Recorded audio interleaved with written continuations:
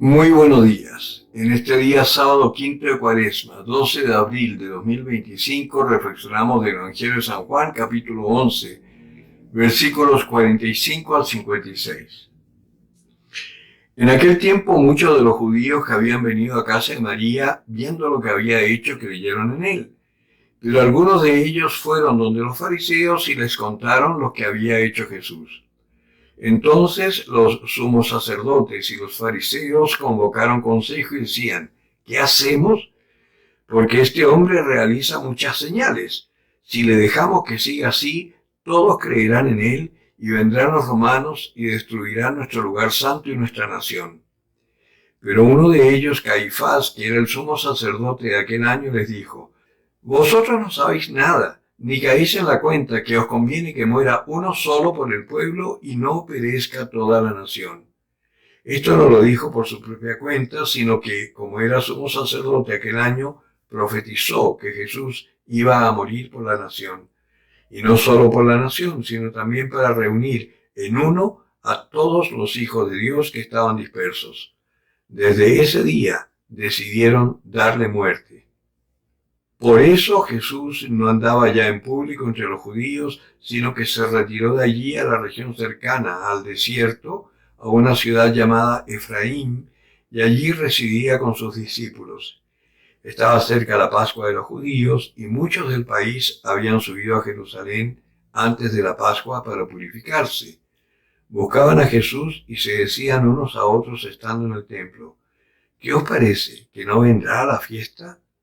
Los sumos sacerdotes y los fariseos habían dado orden que, si alguno sabía dónde estaba, lo notificara para detenerle.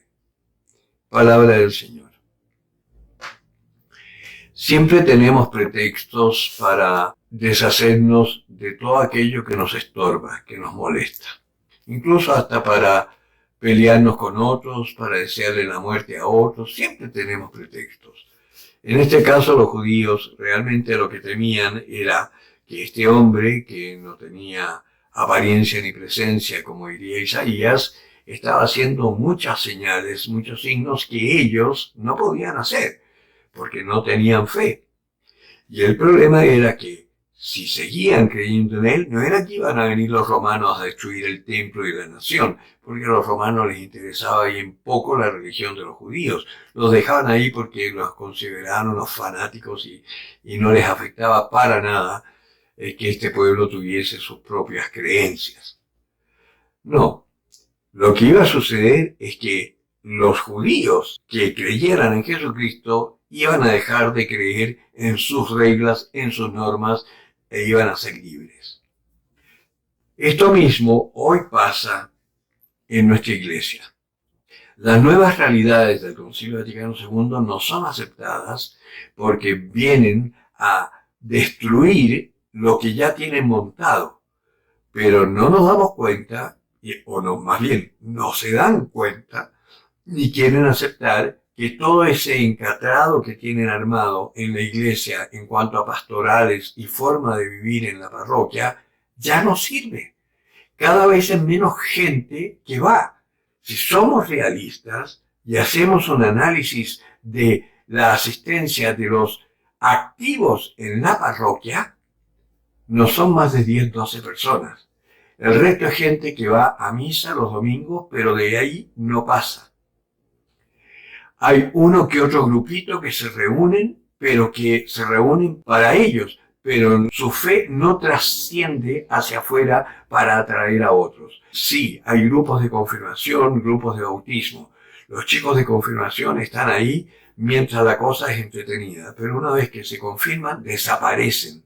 Cariñosamente, lo he dicho otras veces, lo llamo el sacramento de la despedida, porque después, si acaso, aparecen para traer al hijito que le hicieron a la novia para bautizarlo. Antes era un poco así, ahora ni eso, ya no aparecen más. No quieren saber más de la iglesia.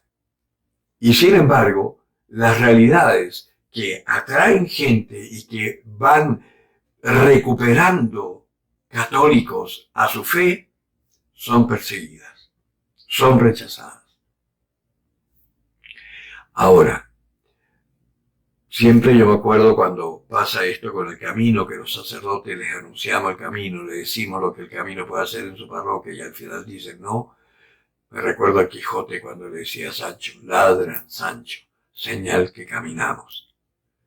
Porque es cierto, habla muy mal del camino, pero en las parroquias donde está el catecumenado, esas parroquias son un hervidero de gente. Y de gente que está ahí y en la medida en que va madurando, empieza a ayudar al párroco en todas las necesidades parroquiales. Pero ya no como una cosa de religiosidad, sino que por un anhelo profundo de anunciar a Jesucristo muerto y resucitado. Algo que, si tú te has preparado bien en la Cuaresma en este año, lo podrás vivir intensamente en esta Pascua.